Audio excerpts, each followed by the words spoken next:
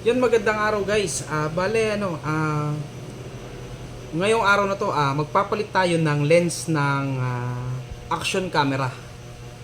Bale, mo-modify natin. Sulit pa ba ang action cam ngayong 2025? Sa mga low budget diyan, ito papakita ko sa inyo ang pinakamagandang tutorial para magamit natin itong action camera.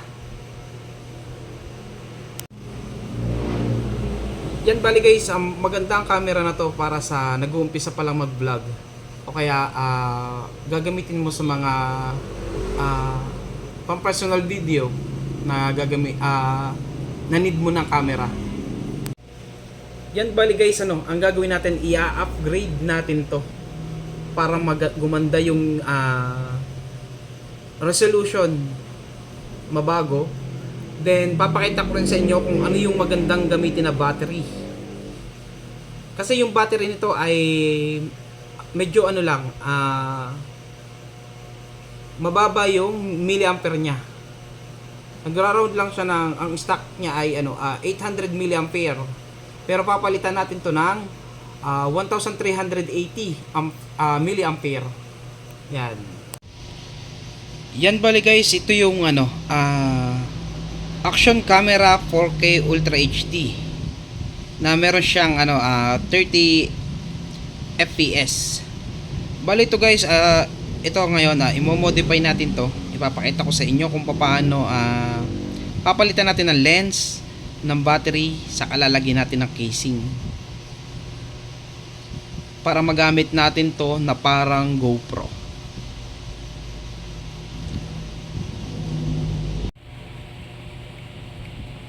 Yan, bali guys, papakita ko sa inyo yung battery na upgrade battery. Ito yung brand niya, Toyo brand. Tapos meron siyang 3.7 volts na 1380 milliampere. Yan. Ang stock na battery niya ay 800 milliampere lang, kaya napakalayo ng agwat niya, halos doble yung lakas na bibigay ng battery. Yan. Bali guys, ganito, para mas madaling, kung o-order kayo, para mas madali, pipicture nyo lang yan sa mismong apps ng pag-o-orderan ninyo.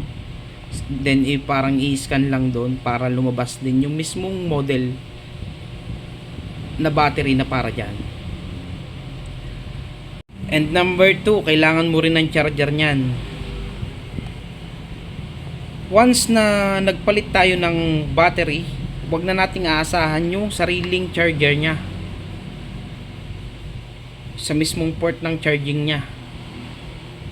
Yan, huwag nating aasahan yan sa mismong sarili nyang port, kasi yung battery natin mas mataas yung milliampere nya, tendency na masira yung charging IC nya, kasi sa sobrang init hindi niya halos kakayanin.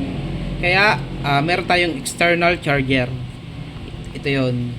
Bale, dun sa mismo, halos karamihan naman ng action cam, pare-pares yung battery niya sa charger, yung mga dating model na action cam. Ito papakita ko sa inyo. Isasalpak natin yung battery. Ayan guys, yan. Yan. Yan siya, oh. Kaya umiilaw yung isa kasi walang nakasalpak. Bali may charge. Bali lang to. Papakita ko sa inyo lang to. 5 volts. Kaya sasaksak natin pwede siya sa power bank. Kung nasa travel kayo, wala kayong saksakan sa motor nyo o kaya sa sasakyan nyo, yan, pwede siyang ilagay sa power bank.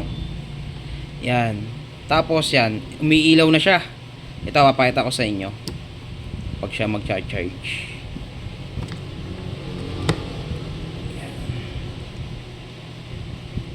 Ayan. Hindi pala naisaksak ng ayos sa power bank. Yan guys, ito. Yan, nag-charge na siya. Then pag siya nag-blue na, indicator na siya ng full charge. Bali red siya habang nag-charge pa lang siya. Yan guys. Then number 3, pwede nyo siyang i-order ng case kasi wala siyang kabitan ng stabilizer o kaya ng stick sa ilalim niya na sarili. Kung gusto nyo wala siyang case na waterproof, ang kailangan nyo dito ay case na yan, ganito, mga pang side casing lang. Tapos yan, pwede na siyang ilagay, meron na siyang kabitan ng stick. Yan, ito sa in-orderan kong platform ay nagkakahalaga lang siya ng 39 pesos. Yan, kaya napakamura lang. Bali guys, hindi ko nabanggit kanina, pagkakabili ko dito sa battery na to ay nasa round ng 170 pesos lang. Depende na yan kung magkano yung kukunin nilang shipping fee.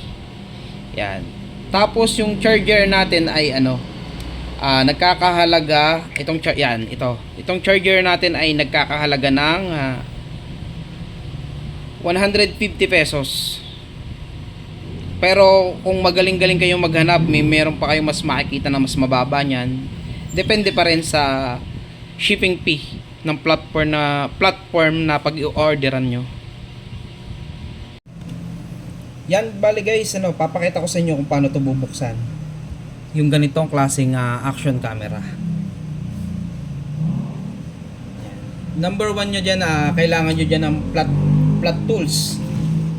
Lagi kayong mag-ano ng flat tools dyan, o kaya kahit anong magandang pansukit. Mas manipis, mas maganda. Wait lang guys, kasi number 1 dyan, kailangan nyo lagi ng tools. Kahit yung mga ganito na tools, kung wala naman, dahan-dahan na lang siguro kayo, pwede na siguro yung cutter blade. Pero mas maganda yung purol para yung walang talas. O kaya yung ganito. Yan. Bali ito guys, papakita ko sa inyo. Kakalasin na natin.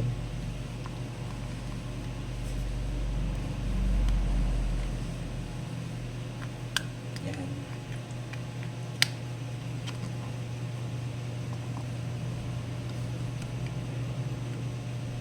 Bali guys, dahan-dahan lang kayo sa pangsungkit niyan kasi pag naputol yung lock niyan, maluwag na yan.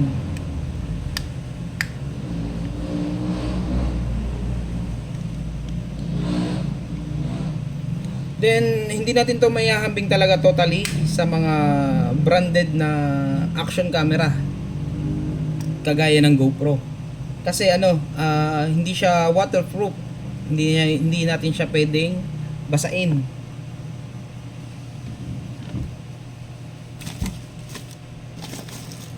Pero guys, pwede nyo siyang bilhan ng case ng pang waterproof.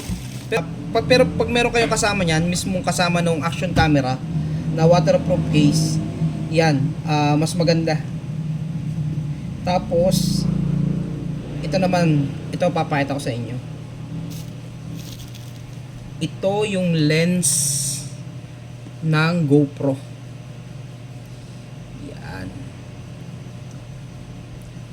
Mamaya makikita nyo yung pagkakaiba niyan. Kasi kung makikita nyo yung pinaka lens nitong isa, halos flat. Ito makikita nyo, halos flat yung lens ng stock nya, o yung original na nakalagay dito. Tapos ito yung lens ng GoPro. Yan guys, kung makikita nyo, wait lang. Yan, kung makikita nyo, medyo umbok siya. Saka wide angle to. Ang kagandahan nito, mas malapit yung kuha nito. Parang sa GoPro. Kala nyo, hindi pala totaling Bali guys, mas maganda ang kuha nito. Mas malapad kaysa dun sa stock niya. Yan. Papakita ko naman sa inyo kung paano papalitan yung lens nito. Kakalasin na natin.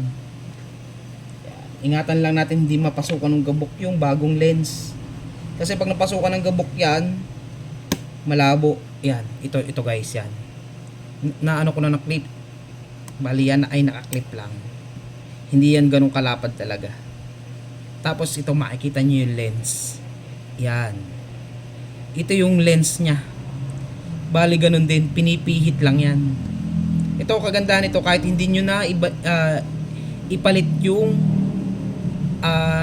pinagkakabitan ng lens na pang GoPro. Kasi yung thread nyan ay parehas lang. Yan. Bali guys, ito papakita ko muna sa inyo yung quality.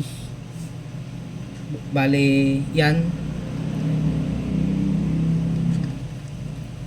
mag before and after muna tayo. Ito yung pinaka switch niyan kasi tinanggal na natin yung case nya. Buhayin muna natin siya. Ayan. Ayan guys. Kung makikita nyo guys, yan ganyan yung stock. Yan, kung makikita nyo ganyan yung stock. Ikumpara nyo siya mamaya. Ganyan yung stock ng sa action camera. Bali guys, itong tutorial na to kaya ako pinapakita sa inyo, hindi naman lahat tayo ay may budget para bumili ng mamahaling action cam. Kasi lalo't lalo na nag-uumpisa pa lang tayo sa pagbablog. Ayan. Tapos, hindi natin alam, may mga nakatabi pa pala tayo ng mga action camera. Kasi nauso to dati. Yung mga budget friendly na action camera. Ayan. Bali yan, papatayin na natin, papalitan natin yung lens. Hindi na tayo magkakalas ng sobra-sobra. Ayan. Kahit bali yan guys, shutdown na natin. Mas maganda ma-shutdown muna natin bago siya.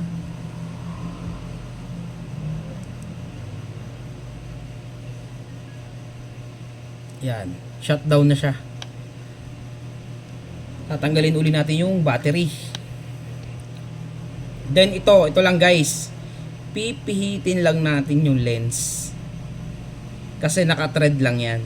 Pipihitin lang natin ang pipihitin yan hanggang matanggal natin. Yan, ganito siya guys. Papakita ko sa inyo yung diferensya. Malayong malayo. Ito yung lens ng GoPro. Yan, tandaan nyo guys, GoPro lens yung ikakabit natin. Ayan. Magkaiba talaga siya. Medyo flat yung sa mismong stock ng action camera. Then ito yung pang GoPro na lens. Yan guys, papakita ko sa inyo, kakabit na natin. Bale ito, yung stock nito itatabi lang natin yan. Bale ito, ite-thread din natin to. Bali dahan-dahan lang tayo sa pagpapasok niyan kasi yung pinaka-thread niyan ay plastic lang din. Once na hindi pantay yung pagkakapasok mo, masisira yung thread natin. Yan. Bali mas maganda guys, huwag natin siyang itotodo ulit. Bakit? Ito. Kasi pag kinabit natin yung lens na bago, buhayin uli natin. Hindi pa siya ganun kalinaw. Titimplahin natin yan. Bubuhayin uli natin.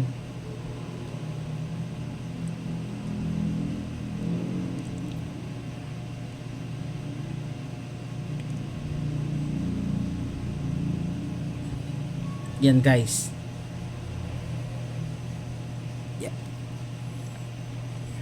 Yan, kung makikita nyo guys, napakalabo niya. Bale ito ay titimplahin natin kung saan kayo magiging komportable na linaw. Ayan guys. 'Di ba? Napakaganda.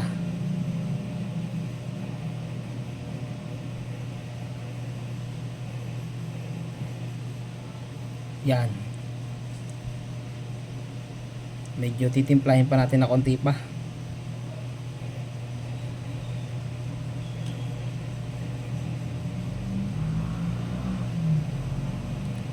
Bale, ito guys, yung lens na to ay super wide angle.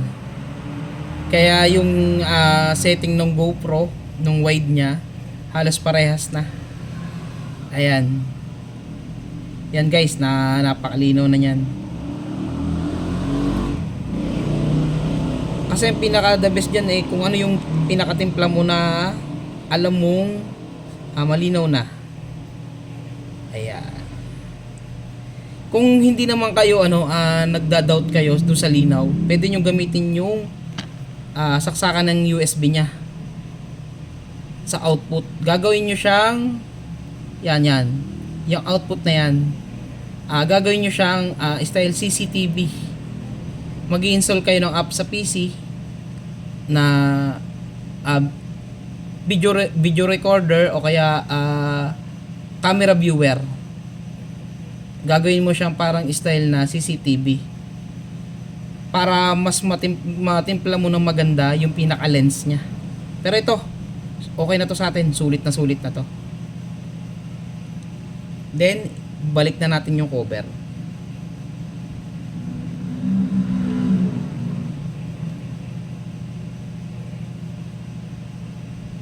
Hanapin nyo lang yung pinaka lock nya, tapos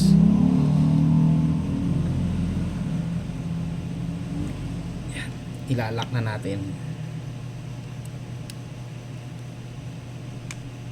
Yun. 'Di ba? Pasok. Napakaangas ng camera. Maganda guys. Napakalinaw pa.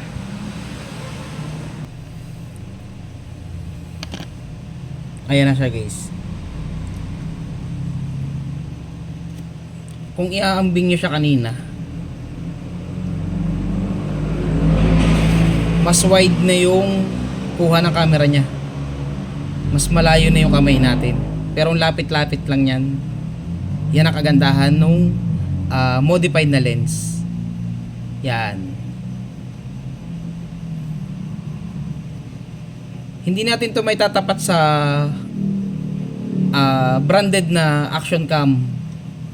Pero yung linaw niya, kahit pa paano naman, mas gumaganda siya. Mas pinong-pino na yung display niya. Sige, subukan na lang natin.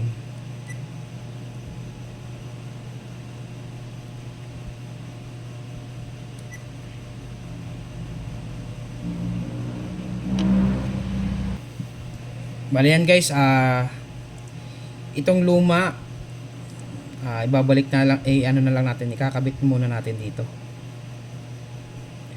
Kailangan hindi masira yung thread nya. Then itatago natin to. Yan, ito meron pang pinaka cover. Dito natin lalagay doon sa luma. Tatago lang natin yan.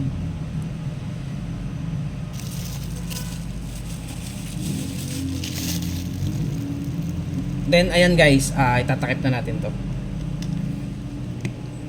Ganun lang siyang kasimple. Then ilalak lang natin.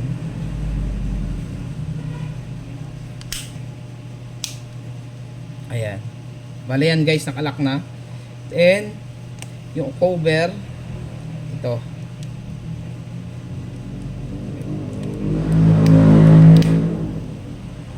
Tapos ito yung sinasabi ko sa inyong case na pwede nyo gamitin sa ating action camera.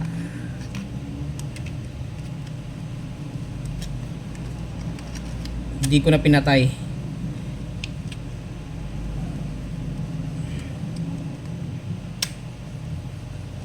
Bali yan.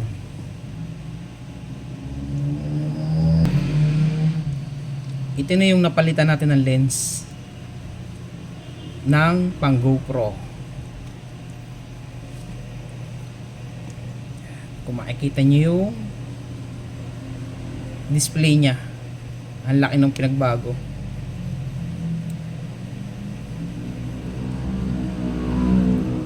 Dito sa video niya, pwede nyo i-setting siya ng car mode para hindi siya ganong maalo.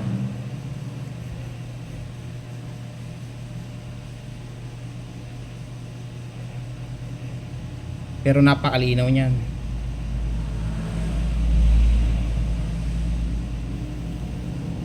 Tapos pwede nyo siyang gamitan ito. Ayan. Para pwede nyo ilagay doon sa stick. Ito, pakita ko sa inyo. Ilalak lang natin.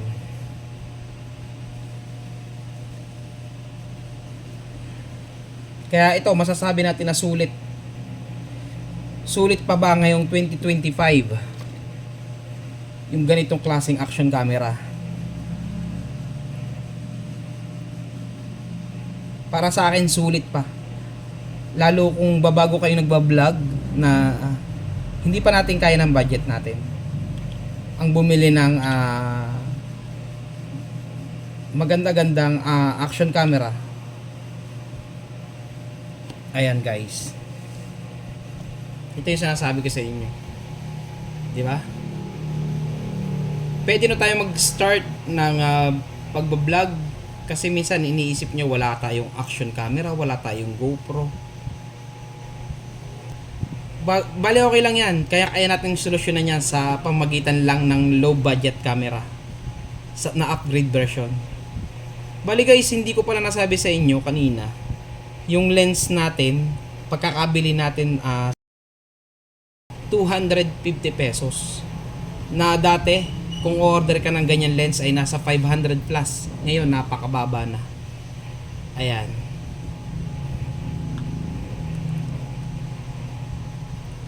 Diba kung titingnan natin yung action camera natin, nagka-class. Kahit pa paano, gumanda-ganda.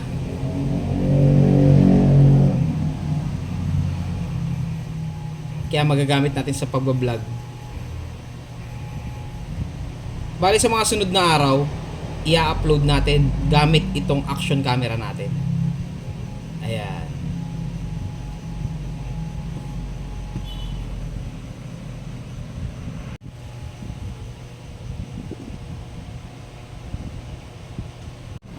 Yan. 'Di ba guys? Magagamit natin 'yan. Bali itong stand natin na to ay hindi talaga originate nung pinaka case nito. Wala pa siyang kasama talaga pag bu-order na ka ng case na to. Hindi ito kasama. Bali guys ma-order niyo tong pinaka stand na to sa mga platform. Maraming platform ng mabibilhan niya ang ganitong design. Kasi ito maganda, maliit lang.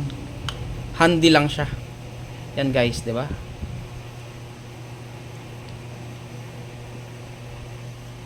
Mas maganda na siyang gamitin sa pagba-vlog.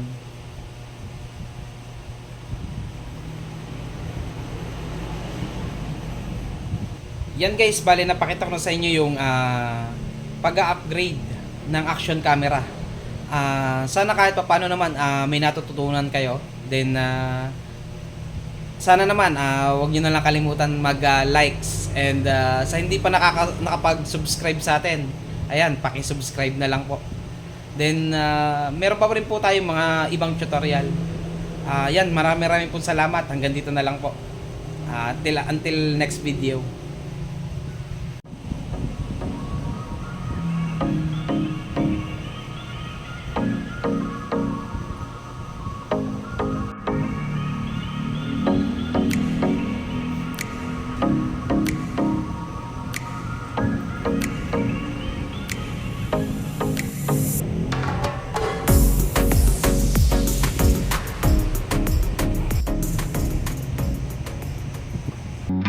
J-Tip.